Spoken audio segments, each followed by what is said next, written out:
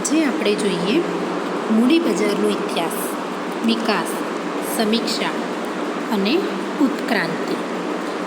તો કે આપણા મૂડી બજારનો શું ઇતિહાસ છે, એનો વિકાસ કેવો છે, એની સમીક્ષા અને ઉત્ક્રાંતિ વિશે આપણે જોઈએ. યુનિટ 2 નાણાકીય બજારમાં આપણે મૂડી બજાર વિશે જોઈએ અને એની અંદર આપણે મૂડી બજારના ઇતિહાસ વિશે જોઈએ. ફર્સ્ટ, 19મી સદીમાં ઈસ્ટ ઇન્ડિયા કંપનીના આગમનથી ભારતમાં મૂડી બજારની શરૂઆત થઈ. મુંબઈ અને કલકત્તામાં આ કંપનીની જામીનગીરીઓનો વેપાર થતો હતો. મુંબઈના ટાઉન હોલ સામે વૃક્ષ નીચે બેસીને થોડા દલાલો વેપાર કરતા હતા. તો કે 19મી સદીમાં ઈસ્ટ ઇન્ડિયા કંપની ભારતમાં આવી અને ભારતમાં મૂડી બજારની શરૂઆત થઈ. હવે આ કંપનીઓ મુંબઈ અને કોલકાતામાં એમનો વેપાર કરતી હતી. મુંબઈમાં ટાઉન હોલ સામે વૃક્ષ નીચે બેસીને થોડા દલાલો વેપાર કરતા હતા. પહેલું કે સ્વતંત્ર પછી મૂડી બજારનો વિકાસ થયો. આપણા દેશ જ્યારે સ્વતંત્રતા મેળવી અને એના પછી આપણા દેશના મૂડી બજારનો વિકાસ થયો. જોઈએ કે મૂડી બજાર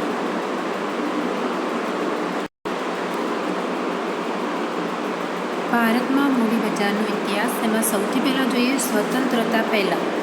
તો કે ભારતમાં મૂડી બજારની શરૂઆત ઈસ્ટ ઇન્ડિયા કંપનીના આગમનથી થઈ. આ કંપનીની જામીનગીરીનો વેપાર 19મી સદીમાં મુંબઈ અને કોલકાતામાં થયો હતો. તે વખતે રૂ એટલે કે કપાસ પૂરું પાડવાનું મુખ્ય કેન્દ્ર મુંબઈ હતું. ઈસવીસન 1860-61માં અમેરિકન નાગરિક બળવાને કારણે રૂ પૂરું પાડવાના વેપારમાં ખૂબ જ વધારો થયો અને તેના પરિણામે ભારતના શેર બજારમાં સૌ પ્રથમવાર શેરની કિંમતમાં તેજીનું વલણ શરૂ થયું, જે જૂન 1865 સુધી ચાલ્યું હતું. તો કે ઈસ્ટ ઇન્ડિયા કંપનીની આગમન થઈ, એના પછી એમને મુંબઈ અને કોલકાતામાં એમનો વેપાર શરૂ કર્યો. એ વખતે સૌથી વધુ વેપાર રૂનો એટલે કે કપાસનો થતો હતો અને અમેરિકન નાગરિક મળવાને કારણે રૂ પૂરું પાડવાના વેપારમાં વધારો થયો. પરિણામે ભારતમાં બજારમાં સૌ પ્રથમવાર શેરની કિંમતમાં તેજીનું વલણ શરૂ થયું અને જે જૂન 1865 સુધી ચાલ્યું હતું.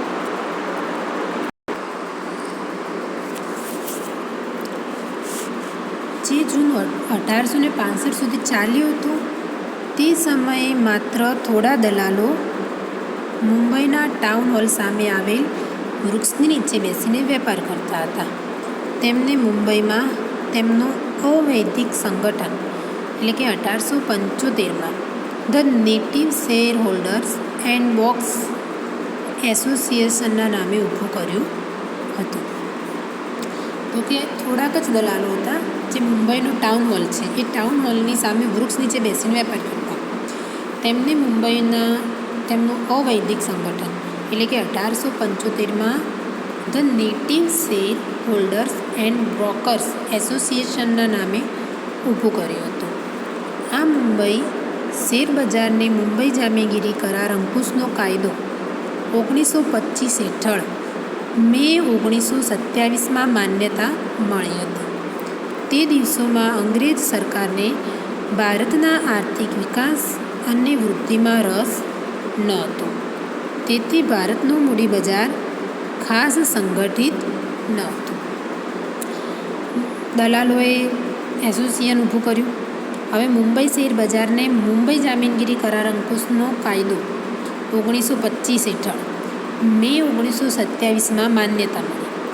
એ દિવસોમાં અંગ્રેજ સરકાર હતી એટલે કે આપણા દેશમાં અંગ્રેજોનું રાજ હતું અને એ સરકારને ભારતનો વિકાસ કરવામાં કે ભારતની વૃદ્ધિ કરવામાં કોઈ રસ નહોતો અને એટલે જ ભારતનું મૂડી બજાર ખાસ સંગઠિત ન હતું. હવે આપણે જોઈએ કે સ્વતંત્રતા પછી સ્વતંત્રતા પછી પ્રથમ અને દ્વિતીય પંચવર્ષીય યોજના દરમિયાન કૃષિ ક્ષેત્ર અને જાહેર ક્ષેત્રના એકમોને વધુ ભાર આપવામાં આવ્યો હતો. આપણો દેશ સ્વતંત્ર થયો એના પછી દેશના વિકાસ માટે પ્રથમ અને દ્વિતીય પંચવર્ષીય યોજના અમલમાં આવી. એ દરમિયાન કૃષિ અને જાહેર ક્ષેત્રના એકમોને વધુ ભાર આપવામાં આવ્યો. ખાનગી ક્ષેત્રના એકમોની સરખામણીમાં જાહેર એકમોની ભરપાઈ થયેલી મૂડી વધુ હતી, પરંતુ તે જામીનગીરીઓની નોંધણી શેરબજારમાં થઈ ન હતી. જાહેર ભરણા ઉપર કડક અંકુશ હતો.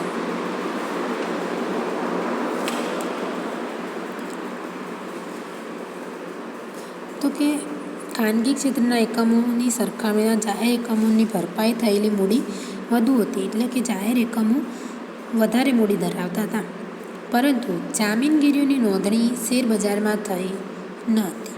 જાહેર ભરણા ઉપર કડક અંકુશ હતો. 1950માં સટ્ટા બજારો 1950માં શેરબજારો સટ્ટા બજાર તરીકે ઓળખાતા હતા. Tata steel, Bombay dyeing, century textile, Kohinoor mill, national rayon, કલિકોમિકલ વગેરેની જામીનગીરીઓ સટોડિયાઓ માટે આકર્ષક હતી. કેન્દ્ર સરકારે 1956માં જામીનગીરી કરાર એટલે કે નિયમન ધારો લાગુ પાડ્યો. 1950ના દશકામાં ઘણા રાજ્ય નાણાં નિગમો અને નાણાકીય સંસ્થાઓ સ્થપાઈ. એના પછી કે શું કીધું કે 1950માં શેર બજારોને સટ્ટા બજાર કહેવાતા હતા. એની અંદર Tata steel, Bombay dyeing, century textile, Kohinoor mill, national rayon, chemical mills વગેરેની જામીનગીરીઓ સટોડિયાઓ માટે આકર્ષક હતી.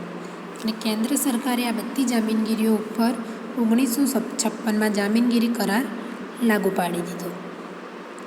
હવે મંદીનું વલણ.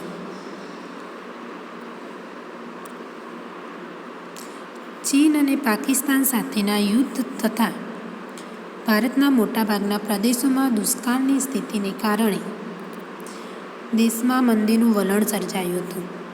તે સમયે વાયદાનો વેપાર અને બદલાનો વેપાર શરૂ થયો. બદલાનો વેપાર એટલે સોદાઓને આગળ ખેંચવા અને ભવિષ્યમાં તે સોદાની પતાવટ માટે નાણાકીય વ્યવસ્થા કરવી. ઈસવીસન 1964માં યુનિટ ટ્રસ્ટ ઓફ ઇન્ડિયાએ સૌપ્રથમ મ્યુચ્યુઅલ ફંડની શરૂઆત કરી. યુટીઆઈ, એલઆઈસી અને જીઆઈસી સંસ્થાઓ મહત્ત્વના રોકાણકારો તરીકે આગળ આવી. ધીમે ધીમે શું થયું કે આખા દેશમાં મંદીનું વલણ ચાલુ થઈ ગયું. ચીન અને પાકિસ્તાન સાથે યુદ્ધ થયા. એના પછી ભારતમાં મોટાભાગના પ્રદેશોમાં દુષ્કાળની સ્થિતિને કારણે દેશમાં મંદીનું વલણ સર્જાઈ ગયું. એ સમયે દેશમાં વાયદાનો વેપાર થતો હતો અને વાયદાના વેપારની સાથે સાથે બદલાનો વેપાર પણ શરૂ થઈ ગયો. બદલાનો વેપાર એટલે એવો વેપાર કે સોદાઓને આગળ ખેંચવા અને ભવિષ્યમાં એ સોદાની પતાવટ માટે નાણાકીયની વ્યવસ્થા કરવી. ઈસવીસન 1964માં યુનિટ ટ્રસ્ટ ઓફ ઇન્ડિયાએ સૌપ્રથમ મ્યુચ્યુઅલ ફંડની શરૂઆત કરી, એટલે કે યુટીઆઈ, એલઆઈસી અને જીઆઈસી સંસ્થાઓ મહત્ત્વના રોકાણકાર તરીકે આગળ આવી. નેક્સ્ટ, વાસ્તવિક ડિલિવરીના કરાર. 1970ના દશકમાં શેરની વાસ્તવિક ડિલિવરી એટલે કે સોંપણીના કરાર શરૂ થયા અને બજારને ઉત્તેજન મળ્યું. પરંતુ જુલાઈ 1997માં સરકારે ડિવિડન્ડ ઉપર નિયંત્રણ મૂક્યા હતા. આ નિયંત્રણ મુજબ કંપની શેરની મૂળ કિંમતના 12% સુધી ડિવિડન્ડ અથવા કંપની ધારાની કલમ 369 મુજબ ગણતરી કરેલ નફાનો ત્રીજો ભાગ બંનેમાંથી જે ઓછું હોય તેટલું ડિવિડન્ડ વહેંચતી શકતી. આ નિયંત્રણને કારણે મૂડીરોકાણમાં 20% જેટલો ઘટાડો એક જ દિવસમાં નોંધાયો હતો. હવે એનો ઇતિહાસ શું કહે છે કે વાસ્તવિક ડિલિવરીના કરાર થયા 1970ના દશકમાં શેરની વાસ્તવિક ડિલિવરીના કરાર શરૂ થયા અને બજારને ઉત્તેજન મળ્યું. પરંતુ જુલાઈ 1997માં સરકારે ડિવિડન્ડ પર નિયંત્રણ મૂકી દીધા.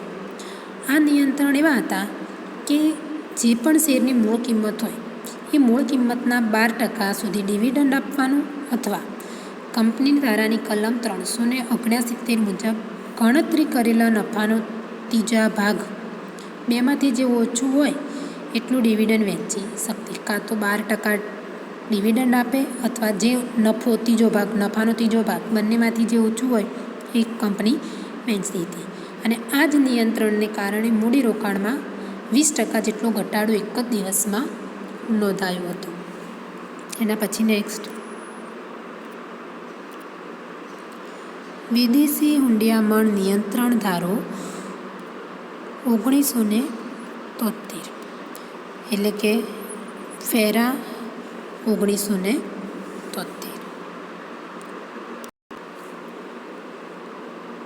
વિદેશી હુંડિયામણ નિયંત્રણ ધારો હેઠળ ભારતમાં કાર્યરત બહુરાષ્ટ્રીય કંપનીઓને પોતાના મોટાભાગના શેર સ્ટોકને ભારતીય જનતા માટે છૂટા કરવા દબાણ કરવામાં આવ્યું. તેણે શેરબજારને ઊંચું લાવવામાં વાસ્તવિક રીતે મદદ કરી. Hindustan liver limited, Colgate, ponds ઇન્ડિયાએ મહત્ત્વની ભૂમિકા ભજવી છે. 1977માં ધીરુભાઈ અંબાણીએ રિલાયન્સ ટેક્સટાઇલની શરૂઆત કરી હતી અને તેનો મૂડી બજારમાં પ્રવેશ થતાં શેરબજાર વધારે ગતિશીલ બન્યું. આજે પણ આ બધી જ સ્ક્રીપો ભારતના દરેક શેરબજારોમાં સૌથી વધુ આકર્ષક રહી છે. તો કે હવે આપણા દેશમાં વિદેશી હુંડિયામણ નિયંત્રણ ધારો એટલે કે 1973નો ધારો લાગુ પડ્યો. એ ધારા હેઠળ ભારતમાં કાર્યરત જેટલી પણ બહુરાષ્ટ્રીય કંપની હતી એ બધી જ કંપનીઓએ પોતાના મોટાભાગના શેર સ્ટોકને ભારતીય જનતા માટે છૂટા કરવા દબાણ કરવામાં આવ્યું. તેણે શેરબજારને ઊંચું લાવવામાં વાસ્તવિક રીતે મદદ કરી. Hindustan liver limited, Colgate, ponds ઇન્ડિયાએ મહત્ત્વની ભૂમિકા ભજવી છે. 1977માં ધીરુભાઈ અંબાણીએ રિલાયન્સ ટેક્સટાઇલની શરૂઆત કરી અને મૂડી બજારમાં પ્રવેશ થતાં જ શેરબજાર વધારે ગતિશીલ બન્યું. આજે પણ બધી જ સ્ક્રીપો ભારતના દરેક શેરબજારમાં સૌથી વધુ આકર્ષક રહી છે. એના પછી મૂડી બજારનો ઝડપી વિકાસ. 1980ના દાયકા દરમિયાન શેરબજારમાં કરોડો રોકાણકારો દાખલ થયા. તેનું મુખ્ય કારણ સરકારની અનુકૂળ નીતિ ગણાવી શકાય. રૂપાંતરક્ષમ ડિબેન્ચરોનો ખ્યાલ, જાહેર ક્ષેત્રના બોન્ડ્સ અને લોર્સન એન્ડ ટર્બો તથા રિલાયન્સ પેટ્રોના વિરાટ જાહેર ભરણાને કારણે ભારતના પ્રાથમિક મૂડી બજારને વેગ મળ્યો. આ સમય દરમિયાન કંપનીઓની નોંધણી તથા તેના મૂડીકરણમાં નોંધપાત્ર વધારો થયો. તો કે એના પછી મૂડી બજારનો ઝડપથી વિકાસ થયો. 1980ના દાયકામાં શેરબજારમાં કરોડો રોકાણકારો દાખલ થયા. તેનું મુખ્ય કારણ સરકારની અનુકૂળ નીતિ ગણાવી શકાય. રૂપાંતરક્ષમ ડિબેન્ચરોનો ખ્યાલ એટલે કે જે પણ ડિબેન્ચરો હોય ધીમે ધીમે મૂડીની અંદર રૂપાંતર થઈ જાય એવો એમનો ખ્યાલ હતો. જાહેર ક્ષેત્રના બોન્ડ્સ અને લાર્સન એન્ડ ટર્બો આ કંપની છે તથા રિલાયન્સ પેટ્રોલના વિરાટ જાહેર ભરણાને કારણે ભારતના પ્રાથમિક મૂડી બજારને વેગ મળ્યો. આ સમય દરમિયાન કંપનીઓની નોંધણી તથા તેના મૂડીકરણમાં નોંધપાત્ર વધારો થયો. હવે આપણે જોઈએ કે એ સમયમાં 1980ના સમયમાં જ્યારે રિલાયન્સ પેટ્રો જ્યારે વિરાટ ભરણું જાહેર કર્યું હતું ત્યારે ઇન્ડિયાના એટલે કે ભારતની 50% પબ્લિકે એની અંદર રોકાણ કર્યું હતું. કોઈકે ₹10, કોઈકે ₹100 અલગ અલગ પ્રકારનું એની અંદર એમને રોકાણ કર્યું હતું. એના પછી મૂડી બજારમાં કૌભાંડો. 1990ના દાયકા દરમિયાન મૂડી બજારમાં ઘણા કૌભાંડ થયા. તેને કારણે ઘણા નાના રોકાણકારોએ શેરબજાર છોડી દીધું. હર્ષદ મહેતાના કૌભાંડમાં ઘણા દલાલો અને બ્રોકર્સ સંડોવાયેલા હતા. આ પ્રકારના અન્ય ઘણા કૌભાંડોએ રોકાણકારોના વિશ્વાસને હાનિ પહોંચાડી. તેને કારણે નવા જાહેર ભરણાની પ્રક્રિયા અવરોધાઈ. ધીમે ધીમે મૂડી બજાર ઘણું વિકાસ પામ્યું અને એના 10 વર્ષ પછી મૂડી બજારમાં નવા કૌભાંડો શરૂ થયા. અને એ કૌભાંડોને કારણે નાના જે રોકાણકારો હતા, જેને 10 રૂપિયા રોકતા હતા, 100 રૂપિયા રોકતા હતા, એવા રોકાણકારોએ શેર બજાર છોડી દીધું. ઘણા લોકોએ એની અંદર પોતાની બધી જ બચત ખોઈ દીધી. હર્ષદ મહેતાના કૌભાંડના ઘણા દલાલો અને બેન્કર્સ સંડોવાયેલા હતા. હર્ષદ મહેતાએ શું કર્યું હતું? તો કે હર્ષદ મહેતા એક બ્રોકર્સ હતો. એણે નાના રોકાણકારો પાસેથી પોતાનું સેવિંગ મેળવી અને આવી મોટી કંપનીઓમાં રોકાણ કર્યું હતું અને સામે એમને કશું જ આપ્યું નહોતું. તો અને એની સાથે એને સાથ આપનારા ઘણા દલાલો બીજા હતા અને બેન્કર્સો પણ સંડોવાયેલા હતા. આ પ્રકારના અન્ય ઘણા કૌભાંડોએ રોકાણોના વિશ્વાસને હાનિ પહોંચાડી અને જે નવું ભરણું પાડતી હતી, નવી કંપનીઓ સ્થાપાતી હતી, કે જે ચાલુ કંપનીઓ હતી એ નવું ભરણું બહાર પાડતી હતી, એ અવરોધાઈ ગઈ. એના પછી ઇન્ફોર્મેશન ટેકનોલોજી કંપનીઓની નોંધણી. 1990ના દશકામાં અંતમાં ઇન્ફોર્મેશન ટેકનોલોજીની કંપનીઓ જેવી કે વિપ્રો, સત્યમ અને ઇન્ફોસિસે ભારતીય મૂડી બજાર અને સમગ્ર ભારતીય અર્થતંત્રમાં મહત્ત્વની ભૂમિકા ભજવી. આજે પણ તમામ ટેલિકોમ્યુનિકેશન અને મીડિયાની સ્ક્રિપ્ટો ઘણી આકર્ષક રહી છે. તો કે 1990ના દશકામાં, એટલે કે 1990ના દશકના અંતમાં, એટલે જોઈએ ને કે 1999-2000ના વર્ષમાં ઇન્ફોર્મેશન ટેકનોલોજી કંપનીઓ આવી, જેવી કે વિપ્રો, સત્યમ, ઇન્ફોસિસ. આમાંની સત્યમ ને એ બધી તો અત્યારે બંધ પણ થઈ ગઈ. એવી બધી કંપનીઓએ મૂડી બજાર અને સમગ્ર જે ભારતનું અર્થતંત્ર હતું એ બધાની અંદર બહુ જ મહત્ત્વની ભૂમિકા ભજવી. આજે પણ ટેલિકોમ્યુનિકેશન અને મીડિયાની સ્ક્રિપ્ટો ઘણી આકર્ષક રહી છે. નેક્સ્ટ,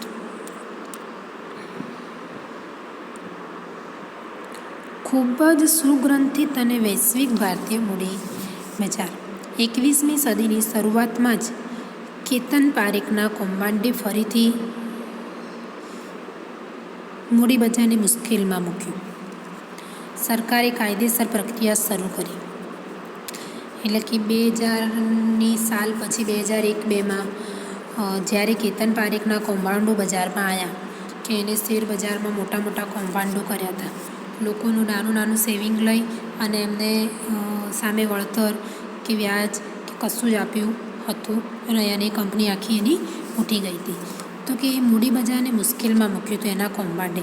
અને સરકારે કાયદેસરની પ્રક્રિયા શરૂ કરી હતી. એમાં ફર્સ્ટ કે જૂન 2001થી બદલાના વેપાર ઉપર પ્રતિબંધ મૂક્યો. એટલે કે બદલાનો વેપાર કરવો નહીં, ખાલી વાયદાનો વેપાર કરવાનો, પણ બદલાનો વેપાર કરવાનો નહીં. બધી જ સ્ક્રિપ્ટોમાં નિયમિત પતાવટ દાખલ કરવામાં આવી. અને લાસ્ટમાં કે ફેબ્રુઆરી 2000માં ઇન્ટરનેટ દ્વારા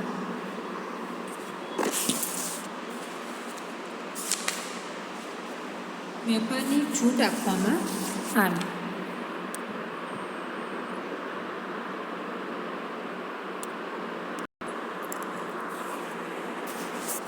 તો કે 21મી સદીના શરૂઆતમાં કેતન પારેખના કૌભાંડે ફરી બજારને મુશ્કેલીમાં મૂક્યું અને સરકારે કાયદેસર પ્રક્રિયા શરૂ કરી. એમાં અંદર એક કે જૂન 2001થી બદલાના વેપાર ઉપર પ્રતિબંધ મૂક્યો. બીજું કે બધી સ્ક્રિપ્ટોમાં નિયમિત પતાવટ દાખલ કરવામાં આવી. ત્રીજું કે ફેબ્રુઆરી 2000માં ઇન્ટરનેટ દ્વારા વેપારની છૂટ આપવામાં આવી. હવે ઇન્ટરનેટ દ્વારા વેપારની છૂટ થઈ તો આપણે કોઈ પણ જગ્યાએ બેઠા એ શેર માર્કેટના સોદાઓ કરી શકીએ, શેરની ખરીદી કરી શકીએ અને વેચાણ પણ કરી શકીએ. ચોથું કે જૂન 2000થી વાયદાના સોદાઓને પરવાનગી આપવામાં આવી. એટલે કે જે બદલાના વેપાર ઉપર તો પ્રતિબંધ મૂકવામાં આવ્યો હતો અને જૂન 2000થી વાયદાના સોદાઓને પરવાનગી આપવામાં આવી. ફેબ્રુઆરી 2012માં વિદેશ સંચાર નિગમ લિમિટેડ એટલે કે VSNLનું મોટું કારણ છૂટું થયું. છઠ્ઠું કે વિદેશી સંસ્થાકીય રોકાણકારોએ ભારતીય મૂડી બજારમાં કામગીરી શરૂ કરી. એટલે કે જે વિદેશી સંસ્થાઓ હતી એ જે વિદેશી રોકાણકારો હતા એમને ભારતની મૂડી બજારમાં કામગીરી શરૂ કરી. એના પછી કે 2003માં સરકારે જાહેર ક્ષેત્રની તેલ કંપનીઓના ખાનગીકરણનો નિર્ણય કર્યો. સરકારના હસ્તક હતી જે જાહેર કંપનીઓ હતી બધી જ કંપનીઓને ખાનગી કંપની બનાવવાનો સરકારે નિર્ણય કર્યો. શેર બજાર એટલે કે NSE રાષ્ટ્રીય શેર બજાર એટલે કે નેશનલ શેર બજાર. એના પછી બોમ્બે સ્ટોક એક્સચેન્જ BSE કરતાં સોદાઓના પ્રમાણ અને વાયદાના સોદાઓના સંદર્ભમાં વધુ મજબૂત બન્યું. આજે ભારતીય મૂડી બજાર વધુ સંગઠિત, આધુનિક અને વૈશ્વિક બજાર બન્યું છે. શેર બજારોનું કોમ્પ્યુટરાઇઝેશન અને ઇન્ટરનેટ ઉપરના વેપારે ભારતીય શેર બજારોને સૌથી વધુ આગળ ધપાવ્યા છે.